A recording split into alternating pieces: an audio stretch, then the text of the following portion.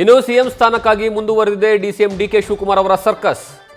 ರಾಹುಲ್ ಗಾಂಧಿ ಭೇಟಿ ಮಾಡುವಂತಹ ಲೆಕ್ಕಾಚಾರದಲ್ಲಿ ಡಿಕೆಶಿ ನಿನ್ನೆ ಎಐಸಿಸಿ ಅಧ್ಯಕ್ಷ ಮಲ್ಲಿಕಾರ್ಜುನ್ ಖರ್ಗೆ ಅವರ ನಿವಾಸದಲ್ಲಿ ಬ್ರೇಕ್ಫಾಸ್ಟ್ ಸಂದರ್ಭದಲ್ಲಿ ಒಂದು ಸುತ್ತಿನ ಮಾತುಕತೆ ನಡೆಸಿದ್ದಾರೆ ಅನ್ನುವಂತಹ ವಿಚಾರ ಗೊತ್ತಾಗ್ತಾ ಇದೆ. ಆದರೆ 1-to-1 ಮೀಟಿಂಗ್ ನಿರೀಕ್ಷೆ ಆಗಿಲ್ಲ. ಆ ಕಾರಣಕ್ಕಾಗಿ ಸ್ವಲ್ಪ ನಿರಾಸೆ ಆಗಿದೆ. ಸದ್ಯಕ್ಕೆ ರಾಹುಲ್ ಗಾಂಧಿ ಜೊತೆಗೆ 1-to-1 ಮೀಟಿಂಗ್ ಇಲ್ಲ. ನಿನ್ನೆ ಸಿಎಂ ಮತ್ತು ಡಿಸಿಎಂ ಇಬ್ಬರ ಜೊತೆಯೂ ಪ್ರತ್ಯೇಕವಾದಂತಹ ಸಭೆಯನ್ನು ನಡೆಸಿಲ್ಲ.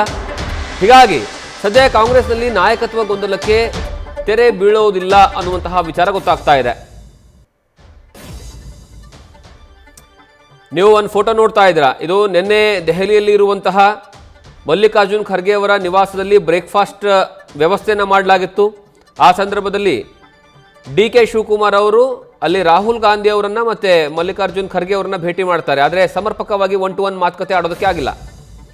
ಈ ಬಗ್ಗೆ ಹೆಚ್ಚಿನ ಮಾಹಿತಿಯನ್ನು ನಮ್ಮ ಪ್ರತಿನಿಧಿ ಮಂಜುನಾಥ್ ಕೊಡ್ತಾರೆ. ಮಂಜುನಾಥ್, ನಿನ್ನೆ ರಾಹುಲ್ ಗಾಂಧಿ ಅವರನ್ನ ಭೇಟಿ ಮಾಡಬೇಕು ಅನ್ನುವಂತಹ ಆಸೆ, ಮಹದಾಸೆ, 1-to-1 ಸಭೆ ಮಾಡಬೇಕು ಅನ್ನುವಂತಹ ಆಸೆ, ಎಲ್ಲ ಗೊಂದಲಗಳೇ ತೆರೆ ಎಳಿಬೇಕು ಅನ್ನುವಂತಹ ಆಸೆ ಇತ್ತು. ಆದರೆ ಎಲ್ಲ ಆಸೆಗಳು ನಿರಾಸೆ ಆಗಿದ್ದಾವೆ. ಏನು ಸಿಗ್ತಾ ಇದೆ ಅಪ್ಡೇಟ್?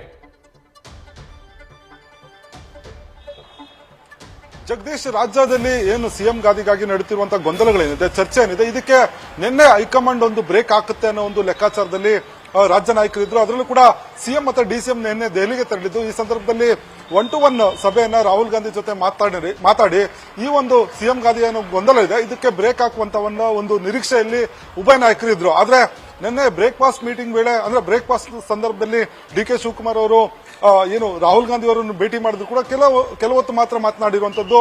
ಆದ್ರೆ ರಾಜ್ಯದ ನಾಯಕತ್ವ ವಿಚಾರವಾಗಿ ನಿನ್ನೆ ಚರ್ಚೆ ಆಗಿಲ್ಲ ಅನ್ನೋ ಒಂದು ಮಾಹಿತಿ ಈಗ ಲಭ್ಯ ಆಗಿರುವಂತದ್ದು. ನಿನ್ನೆ ಏನು ಡಿಕೆ ಶಿವಕುಮಾರ್ ಅದರ ನಂತರ ಪ್ರತಿಭಟನಾ ಸ್ಥಳಕ್ಕೆ ತೆರಳಿದ್ರು. ಜೊತೆಗೆ ಇನ್ನು ಇವತ್ತು ಮತ್ತೆ ನಾಳೆ ದೆಹಲಿಯಲ್ಲೇ ಇರ್ತಾರೆ. ಆದ್ರೆ ರಾಹುಲ್ ಗಾಂಧಿ ಮಾತ್ರ ನಿನ್ನೆ ತಡರಾತ್ರಿಯ ಜರ್ಮನಿಗೆ ಪ್ರವಾಸಕ್ಕೆ ಹೋಗಿರುವಂತದ್ದು. ಇನ್ನೂ 10 ದಿನಗಳ ಕಾಲ ಅವರು ದೆಹಲಿಯಲ್ಲಿ ಇರೋದಿಲ್ಲ.